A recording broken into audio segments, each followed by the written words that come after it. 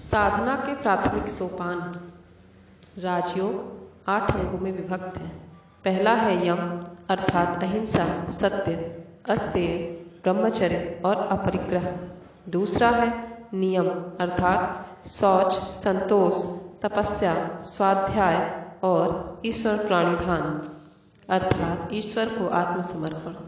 तीसरा है आसन अर्थात बैठने की प्रणाली।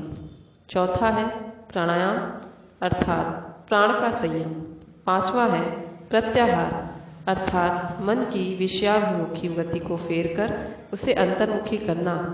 छठा है धारणा अर्थात इसी स्थल पर मन का धारण। सातवां है ध्यान और आठवां है समाधि अर्थात अतिचेतन अवस्था। हम देख रहे हैं यम और नियम चरित्र निर्माण के साधन हैं। इनको नींव बनाए बिना किसी तरह की योग साधना सिद्ध न होगी। यम और नियम में दृढ़ प्रतिष्ठित हो जाने पर योगी अपनी साधना का फल अनुभव करना आरंभ कर देते हैं। इनके न रहने पर साधना का कोई फल न होगा। योगी को चाहिए कि वह तन, मन, वचन से किसी के विरुद्ध हिंसा चरण न करे। दया मनुष्य जाति में ही आबद्ध न रहे, वरन उससे परे भी वह जाए और सारे संसार का आलिंगन कर ले। यम और नियम के बाद आसन आता है।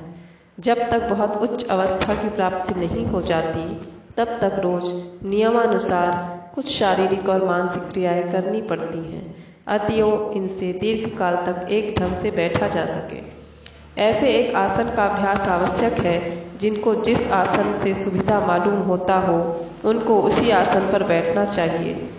एक व्यक्ति के लिए एक प्रकार से बैठकर सोचना सहज हो सकता है, परंतु दूसरे के लिए संभव है वह बहुत कठिन जान पड़े। हम बाद में देखेंगे कि योग साधना के समय शरीर के भीतर नाना प्रकार के कार्य होते रहते हैं। स्नायुविक शक्ति प्रवाह की गति को फेर कर उसे नए रास्ते से दौड़ाना होगा। तब शरीर में नए प्रकार के स्पंदन या क्रिया शुरू होगी। सारा शरीर मानो नए रूप से गठित हो जाएगा। इस क्रिया का अधिकांश मेरुदंड के भीतर होगा।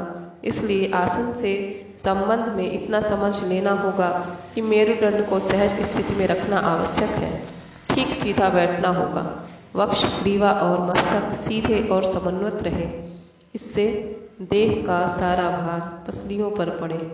यह तुम सहज ही समझ सकोगे कि वक्ष यदि नीचे की ओर झुका रहे तो किसी प्रकार का उच्च चिंतन करना संभव नहीं। राजयोग का यह भाग हठयोग से बहुत कुछ मिलता जुलता है। हठयोग केवल स्थूल देह को लेकर व्यस्त रहता है। इसका उद्देश्य केवल स्थूल देह को सबल बनाना है। हठयोग के संबंध में यहाँ कुछ कहने की आवश्यकता नहीं, क्योंकि इनकी क्रियाएं बहुत कठिन हैं। एक दिन में उनकी शिक्षा भी संभव नहीं, फिर उससे कोई आध्यात्मिक उन्नति भी नहीं होती। डेलसर्ट और अन्य आचार्यों के ग्रंथों में इन क्रियाओं के अनेक अंश देखने को मिलते हैं। उन लोगों ने भी शरीर को भिन्न भिन्न स्थितियों में रखने की व्यवस्था की है। हठ योग की तरह उनका भी उद्देश्य दैहिक उन्नति है, आध्यात्मिक नहीं। शरीर की ऐसी कोई पेशी नहीं जिसे हठ योगी अपने वश में ना ला सके। हृदय यंत्र उनकी इच्छा के अनुसार बंद किया या चलाया जा सकता है। शरीर के सारे अंश वह अपनी इच्छानुसार चला सकता है।